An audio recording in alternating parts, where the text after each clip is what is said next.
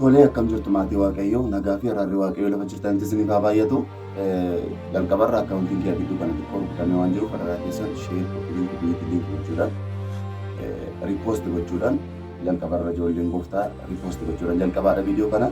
Mee viidiyoo kana irratti immoo viidiyoo macaafni qulqulluun bifa viidiyootiin hojjetame baay'ee ergaa guddaa qabuu fi gooftaa Yesuus Kiristoos waggoota 2000 dura fannoo gubbaatti hojjete gadi fageenyaan ibsu walii wajjin ilaalla haga dhumaatti wajjin tura.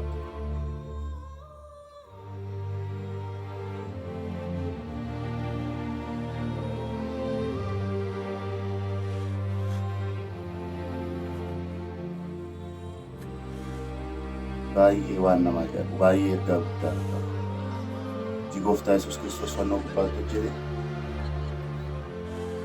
Yeroo gooftaa Yesuus Kiristoos fannoo gubbaatti beekamsisu Waaqayyoo sun fuulduratti boba'u addunyaa fuulaa keessatti maal hojjetamaa qabu. Waaqayyo abbaa waan godhan hin beekaniitii dhiisiif yeroo addunyaa fuulaa keessatti hubadhamaan tokko gaggeeffamaa ture.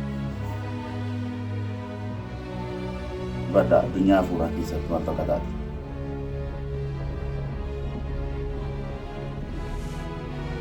Guyyaa kasaa sagalii halkanitti jijjiirame dukkana guddaatu ta'e akkuma caafni tokko.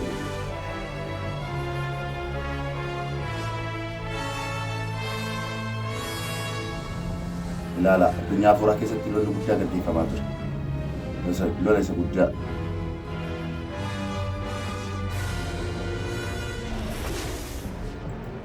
Maal jedha?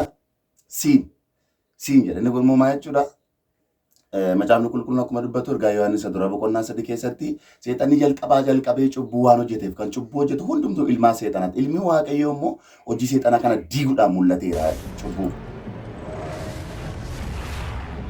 Inni kun maal jedha? Murtee yookaan firdii isa jedhu.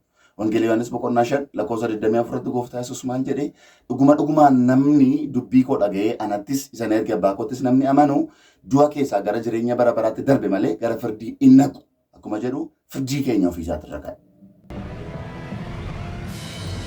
Kas jechuun abaarsa jechuudha. Macaafni qulqulluun akkuma dubbatu Galaatiyaa boqonnaa 3 irratti inni mukarratti fannifamu abaaramaa akkuma ta'e inni abaarsa keenya Kiristoos abaarsa keenya ta'e fannoo gubbaarratti abaarsa keenya ta'e fannoo abaarsa keenya sana ofii isaatti irratti baata.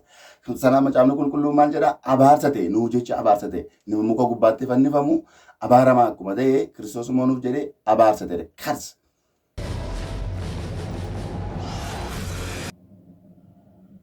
Inni kun immoo maal jedha sickness akkuma macaafni qulqulluun dubbatu Isaayaas boqonnaa 53 irratti dhukkuba keenya hundumaa hin fudhate gadda keenya ofirra hin kaa'e dhukkuba keenya hundumaa ofii isaatii irra kaa'e.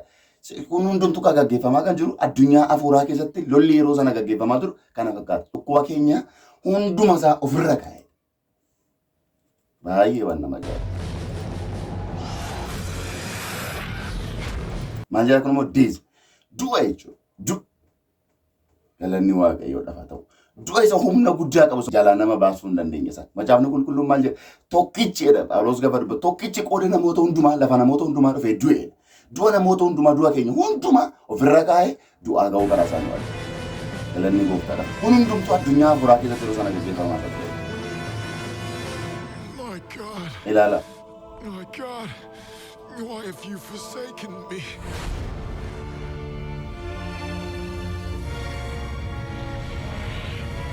Waaqayyo abbaa maaliif na dhiistaa dheerotti?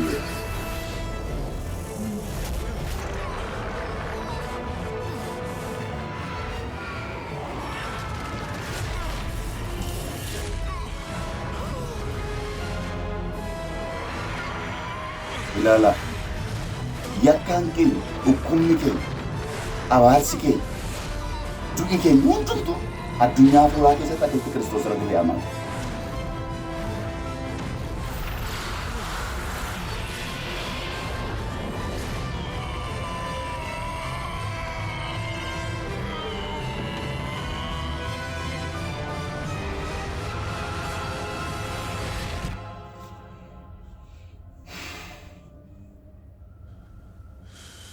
Ubadda.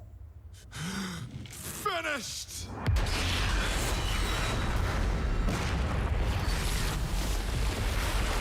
Amin. Raawwatameera jechuudha. yakkaan keenya baarsikee hundumtu raawwatame kirkirri lafaa guddaan ta'e deema jaabna qulqulluun dhufa. Lanni siif haa ta'u Yesuus. Kun hundumtuu jaalala dhala namaaf qabu.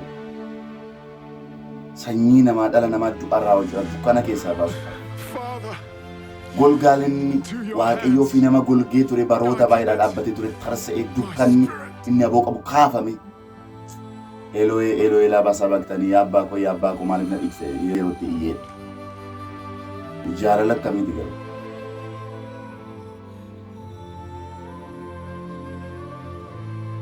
Baay'ee waan sammuu namaa gararraa ta'e obboloota. Cubbuu namoota hundumaa ofirra kan kaa'e Waaqayyo abbaan jaalala qabu macaafni qulqulluun tokkicha ilma isaa kennuufiidhaan tokkicha ilma isaa gara biyya lafaatti erge jaalala isa qabu. Tokkicha ilma isaa jaalala biyya lafaatiif qabu bifa sanaan nutti argisiisa. Yesuusis mudaa keenya hundumaa irra daddarbaa keenya hundumaa keessatti baate. Warri gooftaa qabdan gammadaa. Waggoota 2000 dura fannoo sana gubbaatti hojjetame hojii waan xiqqoodhaan lakkaa'amee irra darbamu miti. Hojii akkasitti jedhame jecha duwwaan ibsamee bira darbamu miti. Hojii yerootti waggaatti al takka duwwaa yaadatamee sana booddee immoo deebi'amee dagatamu miti. Hojii bara baraaf sammuu keenya keessaa haqamuu hin dandeenye. Hojii bara baraaf ajandaan bara baraa ittiin hojjetan. Hojii Waaqayyo abbaan itti gammadeedha. Warri kan gooftaa taatan Kiristoosin lallabuutti duubatti hin deebiina. Akkuma hojjetaan wangeelaa Phaawulos dubbate ani Kiristoosin lallabuutti hin salfadhu wangeelatti yeella akkuma jedhe. Warri Kiristoosin qabdan itti yeellayna ilaala hubadha. Otoo yeellaa matee isatu nutti yeella utirra ture.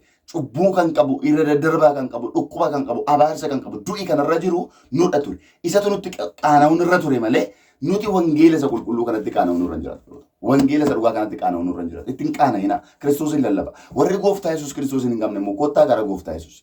Kottaa dhukkuba keessa irra daddarbaa keessa isa lafa kanarraa isa bara baraa hundumaa kan raawwate Yesuus Kiristoosin alla eessa irra jiru. Gara gooftaatti kottaa sinan jaalladha. Gooftaan bara keessa na eebbisu.